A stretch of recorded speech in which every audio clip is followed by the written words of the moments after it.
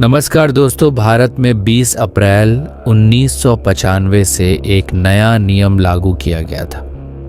यह नियम कुछ ही महीनों के लिए था, लेकिन जिन लोगों ने उसे झेला वे आज भी उसे अंधेरे घंटे के नाम से याद करते हैं। उस समय देश में बिजली की खपत बहुत तेजी से हो रही थी। लोग बिजली बचाने की परवाह नहीं करते थे। इसी वजह से सरकार ने एक सख्त फैसला लिया। तय किया गया कि कुछ चुनिंदा शहरों, गांवों, कस्बों और बस्तियों में रात 10 बजे से 12 बजे तक बिजली पूरी तरह बंद रहेगी। पूरे 2 घंटे तक उन जगहों पर घना अंधेरा रहेगा। हमारी बस्ती भी उन्हीं जगहों में शामिल थी। दिन के समय सब कुछ बिल्कुल सामान्य लगता था। सुबह से लेकर रात 9 बजे तक बस्ती में रौनक रहती थी। बच्चे गलियों में खेलते थे, लोग खुले स्थानों पर रुककर बातें करते थे, हर घर में रोशनी रहती थी। लेकिन जैसे ही रात 10 बजने में 20 मिनट बाकी रहते, माहौल बदलने लगता था।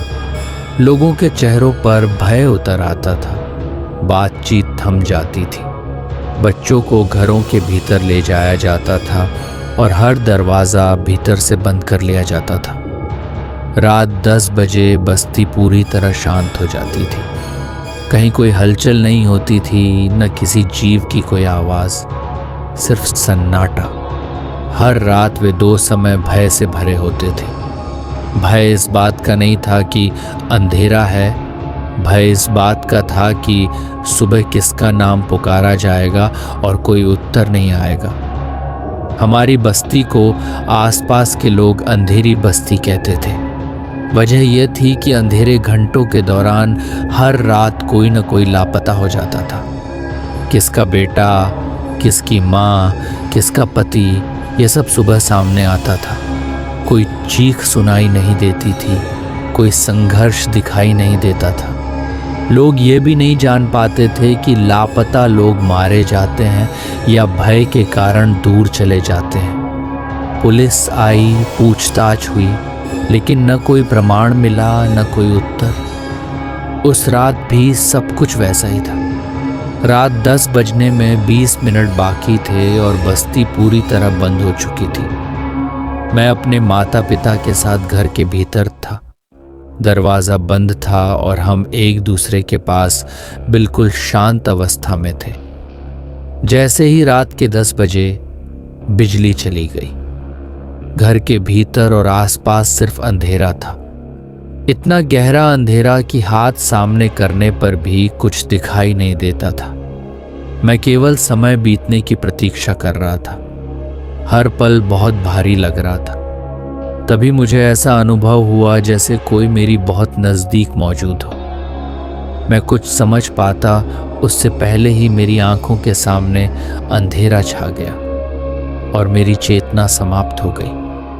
जब मेरी आंख खुली तो शरीर में तेज दर्द थी। मैंने स्वयं को हिलाने का प्रयास किया, लेकिन मेरे दोनों हाथ ऊपर बंधे हुए थे। दृष्टि साफ हुई तो महसूस हुआ कि मैं एक वृक्ष से लटका हुआ था। चारों ओर जंगल फैला हुआ था, गहरा सन्नाटा और अंधेरा। तभी मेरी नज़र सामने गई और मेरी चेतना हिल गई। मेरे सामने एक भूत उपस्थित था। उसका पूरा शरीर जला हुआ था, चेहरा खून से भरा हुआ था और आंखों में क्रोध व नफरत साफ झलक रही थी। उसके लंबे उलझे बाल थे, पैर अजीब अवस्था में थे और हाथों में लंबे नुकीले नाखून थे। उसकी मौजूदगी से ही वातावरण भारी हो गया था। मैं जोर से चिल्लाने लगा, लेकिन उसने भयावह स्वर में कहा कि यहाँ कोई नहीं आएगा। मैंने कांपती आवाज में उससे पूछा कि क्या वही लोगों को गायब करता है? उसने हंसते हुए स्वीकार किया कि वही यह सब करता है। मैंने उससे पूछा कि उसने उन लोगों के साथ क्या किया। उसने बताया कि उसने सबको मारकर जंगल के कुएं में फेंक दिया है। वह तब तक नहीं रुकेगा जब तक वह कुआं शवों से भर नहीं जाता। अब मेरी बारी थी। मैंने उससे पूछा कि वह ऐसा क्यों करता है। तब उसने अपनी कहानी सुनाई। उसने बताया कि लगभग 200 वर्ष पहले यहाँ एक गांव था। उसी गांव में उसका परिवार रहता था। गांव वालों ने उसकी पत्नी के साथ गलत किया और उसे मारकर उसी कुएं में फेंक दिया। जब उसने इसका विरोध किया तो उसे और उसकी छोटी बेटी को भी मार दिया गया। उसकी आत्मा बहुत वर्षों तक भटकती रही, लेकिन प्रतिशोध नहीं ले सकी। अब इस अंधेरे वाले नियम ने उसे अवसर दे दिया था। उसने कहा कि रोशनी के संपर्क में आते ही वह जलकर राख में बदल जाता है, इसलिए इन 2 समय में वह खुलकर शिकार करता है। वह मुझे मारने के लिए आगे जा ही रहा था कि अचानक पूरे जंगल में रोशनी फैल गई। बिजली वापस आ चुकी थी। जंगल में लगे बल्ब जल गए। रोशनी पड़ते ही वह भूत तेज चीख के साथ राख में बदल गया। मैं पूरी शक्ति से चिल्लाया।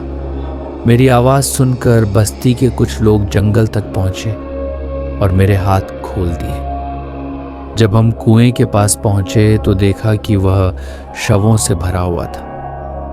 बस्ती के सभी लापता लोग वहीं थे। मैंने पूरी घटना सबके सामने रख दी। उस दिन के बाद अंधेरे घंटों की व्यवस्था समाप्त कर दी गई और हमारी बस्ती में फिर कभी कोई गायब नहीं हुआ। तो दोस्तों, यह थी आज की कहानी।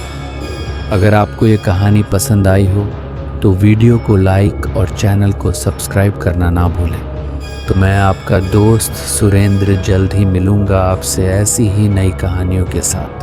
तब तक के लिए शुक्रिया।